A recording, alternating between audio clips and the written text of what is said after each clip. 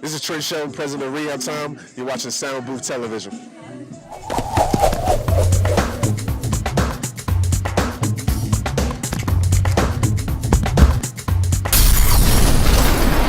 Welcome to Soundbooth News. We recently attended the Unlock Your Dreams award ceremony where we caught up with former professional football player, now motivational speaker, honoree Trent Shelton. The first thing was commitment. Staying loyal to what you said you were going to do long after the mood you set in this level. It's easy to make a decision now.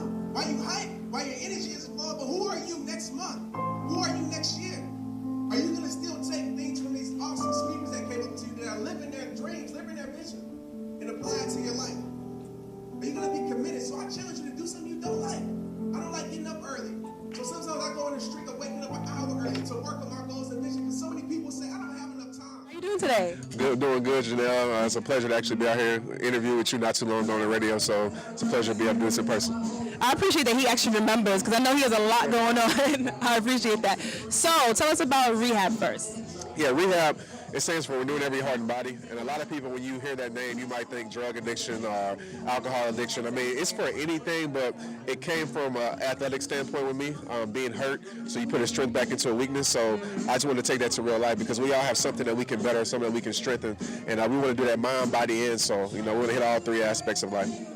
Nice. So he doesn't like talking about it because I remember that from the radio interview. But he actually has a background in the NFL. Tell us a little bit about that. I played with the Washington Redskins, the Indianapolis Colts, and the Seattle Seahawks, and I played college at Baylor University. It was a real rough career, especially in the NFL. College was great, but NFL, up and down, really took a lot of my confidence as a person because, you know, when your life is in the hands of somebody else in a sense, you know, it kind of makes you like, wow, they cut me. Am I not good? And it started making me doubt a lot of things in my life. That's a sense of, you know, rejection that no one wants to go through. But I think it was a part of your testimony and brought you to where you are now. How do you feel about that? How do you feel like those incidents brought you to rehab? It's crazy. It's hard for me to really explain because every time, like, I have a flashback and like, wow, like the NFL wasn't about football. It was about a platform. It was about giving me strength in certain aspects, like knowing your circle. And so I talk about these things because of the NFL experience, the things that I went through, the life I was living. So God is good. You know, the things that you go through, it might seem like a disappointment, but really he can be setting you up for a rescue. And so every time I look back now in my past, I'm like, whoa, like I had to go through these things to bring me to this place. And a lot of times, it's not about God putting you through things. Sometimes we go through things ourselves. He allows us to do that. But when you become faithful to him, he can use that test as your testimony. So I always say, you know, a bad chapter doesn't mean you can't have a great story. So I want people out there to really get that.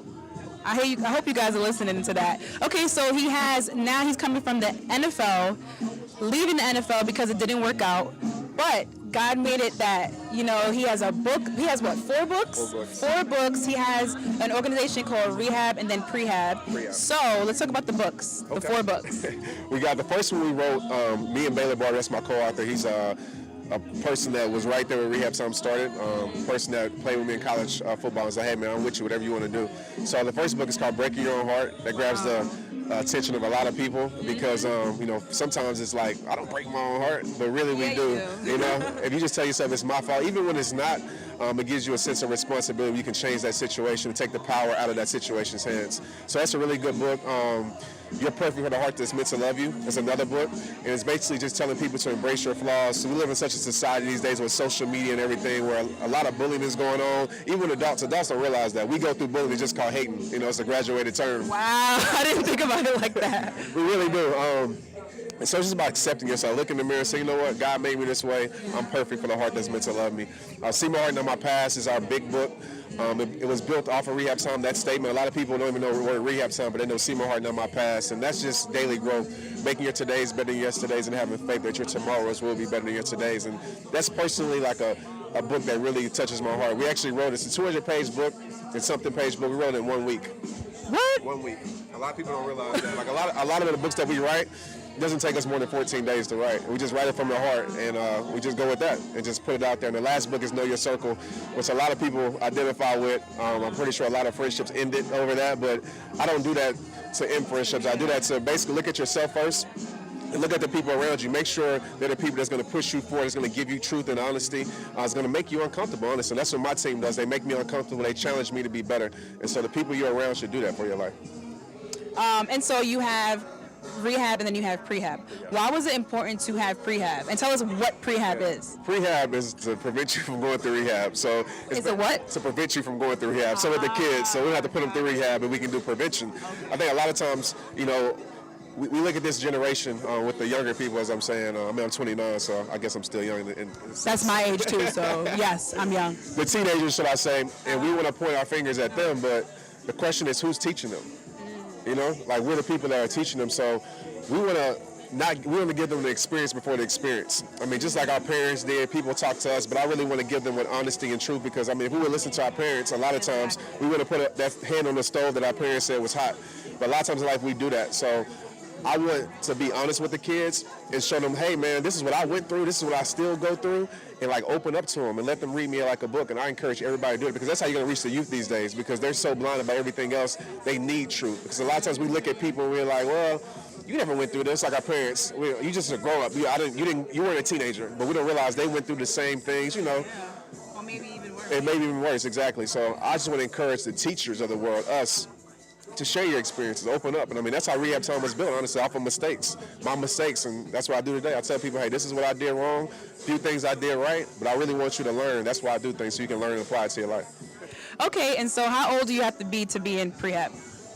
We target 13 to about 17. The teenage group, especially like, about 7th grade, about middle school up to senior high school, because every single day, I mean, it's bad. I just did a video on bullying the other day, and a lot of people, you know, are on there, oh, it doesn't matter, you can't stop bullying, you can't do this, but I want to bring attention to it, because like I said, if you even go on my page on Facebook, I get bullied. You know, there's people that talk crazy to me, whatever, so I can handle it because I know where that hate comes from. It's a place of insecurity, but a lot of kids don't know that.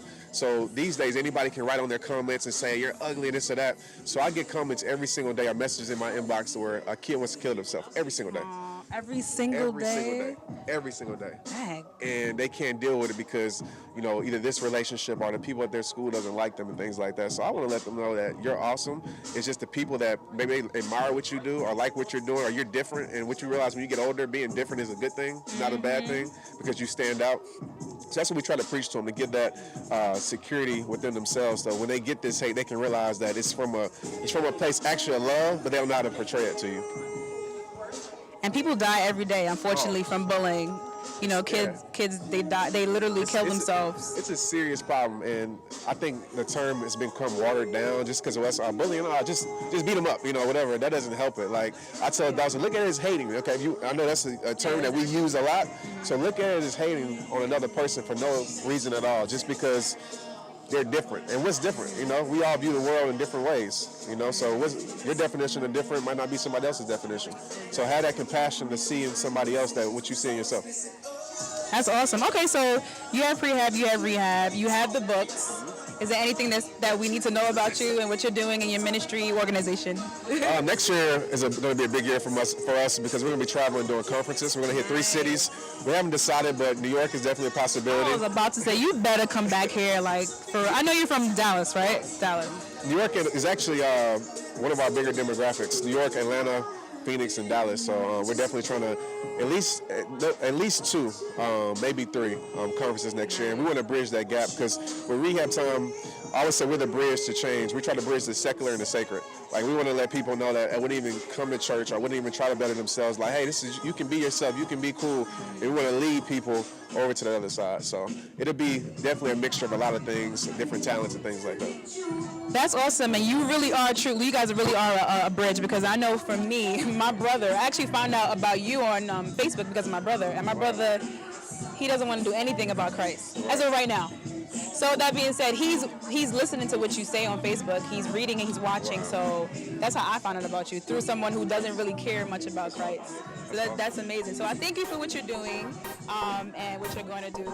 Definitely come back to New York and For more news and information, stay connected.